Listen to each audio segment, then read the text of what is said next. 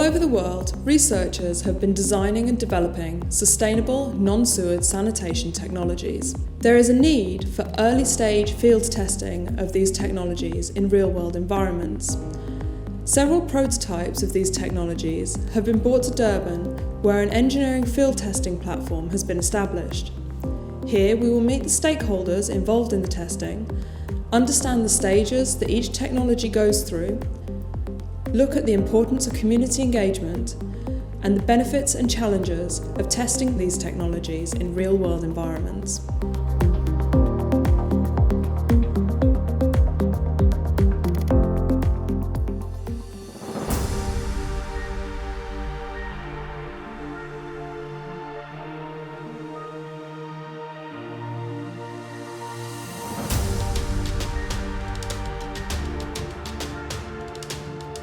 In Durban, we have the engineering field testing platform. We affectionately call it the EFT. And the benefits of having a platform in the field are to be able to take these systems that have been developed in safer environments, bring them out into a developing country, and test them in a safe environment as well. We want them to be tested thoroughly. We want to understand what the problems are, and EWS allows us a hosted site that is going to be respectful and understands things will fail. UKZN, supporting the testing of the prototypes, allows a solid scientific base of supporting that doesn't require the whole sort of university team to be moved out for the length of the testing.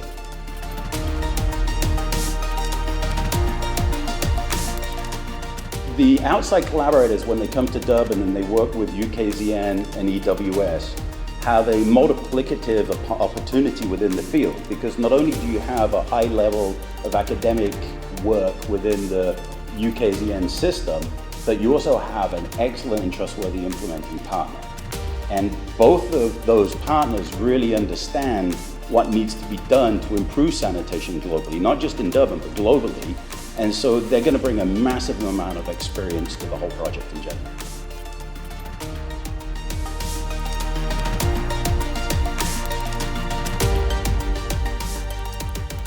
The other side of it is that you've got partners in Durban that understand the politics, they understand the local communities, they understand what is acceptable, what isn't acceptable.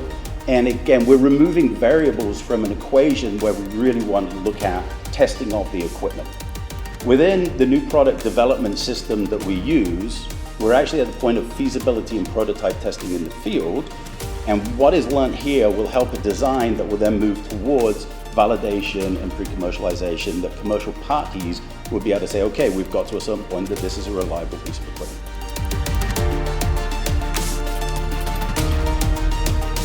When prototypes are developed in the lab, there's never a full appreciation of the conditions and environment they'll experience in the field. It's good to do that in an iterative way, where you fail early, fail often, and readjust your prototypes as you go along. That helps speed up the overall product development process, brings in real-world commercial constraints in terms of price, serviceability, operation and maintenance, and allows the system under test to move more quickly to a commercialization phase, and really, what's most important, meets a need in the market in order to be successful.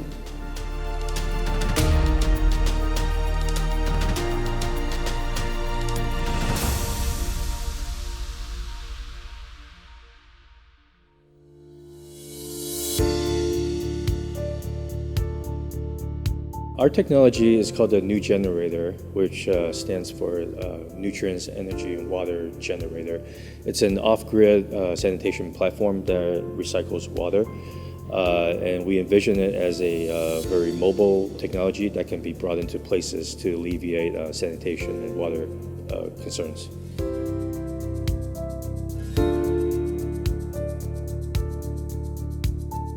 It consists of a front end and a back end. In Durban, we have been testing the front end.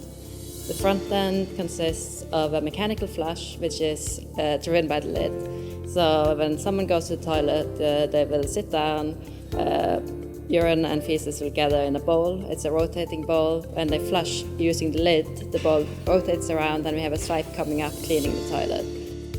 After flushing, it goes down to a settling chamber and it will be separated. Urine will go out and be treated by membranes, get transported by a screw, and then it will go into a dryer and then a combustor unit.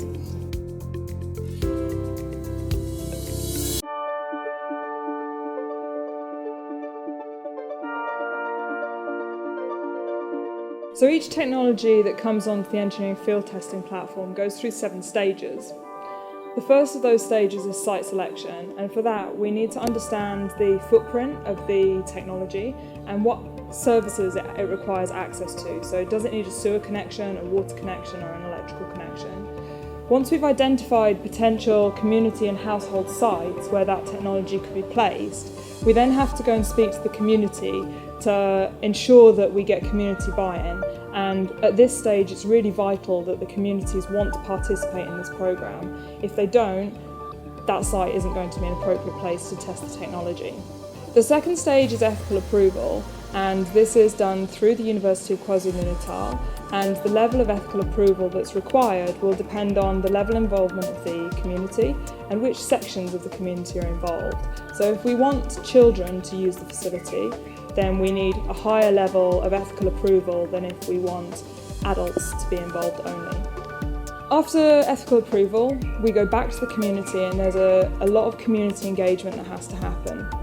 First of all, we speak to ward councillors and community committees to make sure that everybody in the area understands what's expected of them and of their community within the testing programme. We appoint community liaison officers who act as a critical link between the researchers and the technology developers and the community, and the social sciences team at the University of KwaZulu-Natal carries out baseline surveys so that we can get an understanding of people's current attitudes towards their sanitation technologies in that area.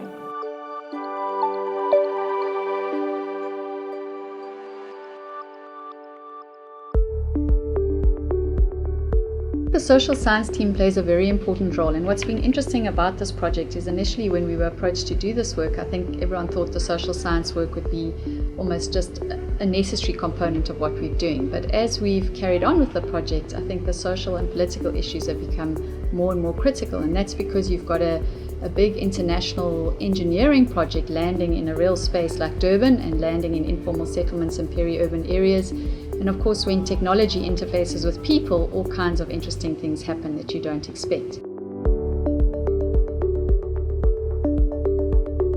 We're working in partnership with consultants from Kanyisa that do a lot of the community engagement, and also with officials, Telo from the eThekwini Water and Sanitation Services.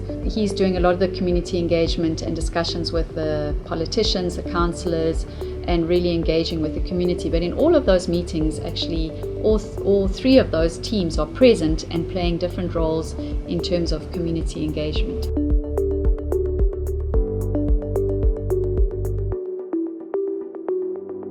After that, we can move on to site preparation, and contractors are appointed to take care of the mechanical, civil and electrical installations that we might need on site to support the technologies. Our role is more about site preparation, getting the place ready for the testing of the different prototypes. And to achieve that, there's a whole lot of stakeholder engagement. That's the first step with the different role players. So you've got the municipality in terms of their needs, it's their site, it's their toilets, how do we link in with that, and all the different technical people involved in water, sewer, etc. Then you've got the actual grantees who are bringing the prototypes, and that engagement has been pretty intensive. It's really backwards and forwards, figuring out what their needs are to be set up and ready when their prototypes arrive.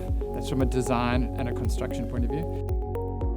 You're in a community, you're right in people's backyard, so there's been intensive stakeholder engagement. For example, next to us here, there was a guy doing a repair of vehicles.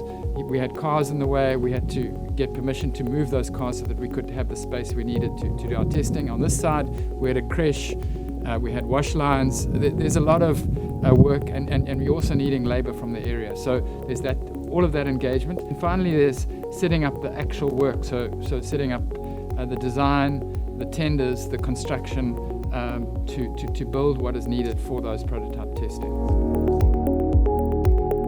After that, the technologies themselves land on the ground in Durban, and they're installed and commissioned on the sites that have been prepared for them.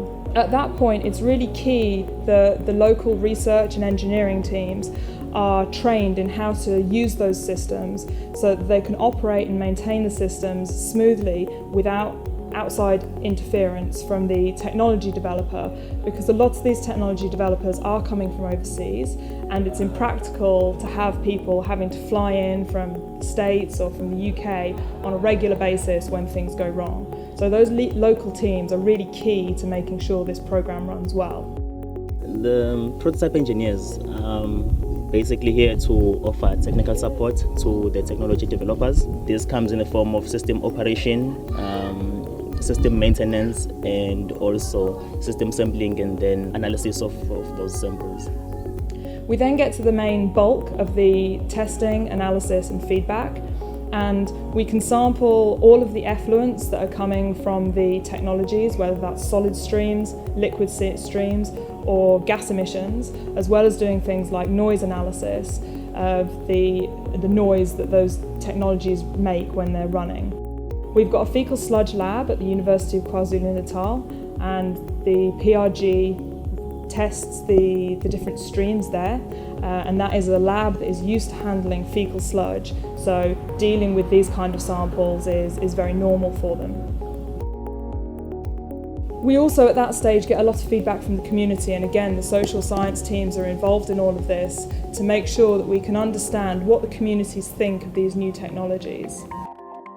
Often they're very unexpected outcomes when you're doing this kind of research. So there are many things that emerge that are not always expected.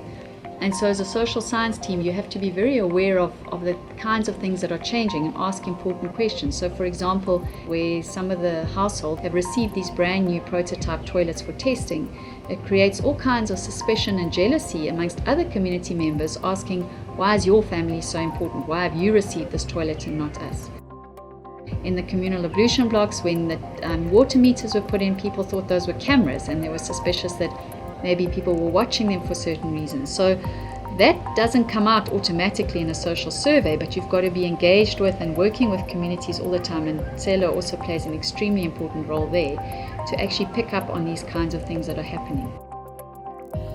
And finally, the last stage is decommissioning. This is where we take all of the material that we've taken out to site, get rid of all that equipment, and return the site to the state that it was before we started. And this is really important, that we are making good the site so that we're not angering or upsetting the communities that have participated in that field testing program. I think the testing program is quite different. One, because it comes from outside, so it's an international program that's landing in South Africa and landing in Durban. And when you're doing testing and you're doing experiments, that changes the social outcomes of that particular process. And so you've got to manage that a whole lot more carefully. You've also got to recognize that the knowledge that communities are producing, and they're not being paid for that knowledge, and they're not getting resources from that knowledge, they're not getting anything back except for their contribution to that project. When that starts happening, you've got to manage that process, because their knowledge is flowing into a technology or an engineering process that's getting huge benefit from what they've done. In that testing process, because of the engagement with communities, you might be setting up expectations. And so it's very difficult for those household members, because you've now given them something new but taken it away because it is only a testing program. It's a prototype, and so their toilet can't remain behind. So you've almost given people a glimpse of a new toilet future, but then that's been taken away again. For all the communities we engage with, they know that that's going to come to an end. And what's important is always feed knowledge back to them, so they see how their knowledge has contributed to that project. So at the end of the day, they can see their part in a bigger global process that hopefully results in a new toilet.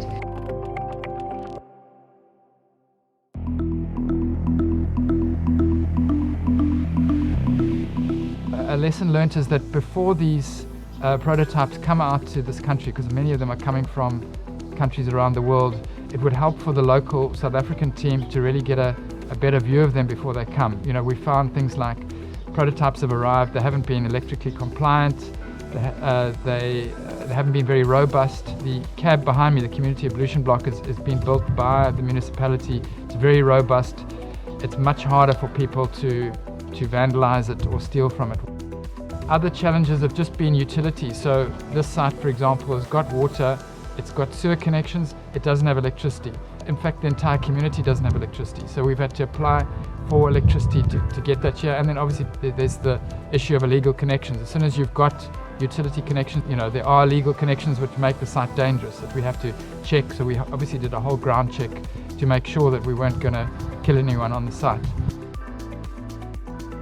We're doing testing right there. They've got to see the benefits that might come to them. You know, they can't just be used as guinea pigs. As chemical engineers, we've learned the significance of user surveys and the significance of continuous engagement and therefore building a rapport with the stakeholders and communities that are involved in the project. So it's been a lot of learning. It's not just an engineering function. So we would have development studies people dealing with the personal interaction of people with their sanitation system. We would deal with urban planners, architects, how it can be incorporated into buildings or into urban design and urban architecture. Resource economists, because we're looking at water supply, because one of the major users of water is in fact the sanitation system. Then obviously municipal engineers, public health, because after all the first reason for sanitation is public health, so it's all public health and public health issues. And then finally for the resource reuse, we've got economists and agriculturalists, crop scientists, soil scientists. So the engineers are only a small part of the overall people that are involved in looking at reinvented sanitation and the implementation within society.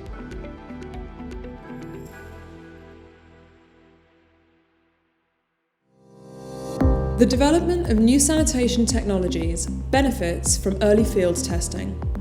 This should include engineering aspects as well as community engagement. Because of the large number of stakeholders that are involved in the engineering field testing platform, it is useful to have multiple technologies tested in a single location so that you can pool resources and invest in the local team. Engineering field testing is a vital step in developing the sanitation technologies of the future.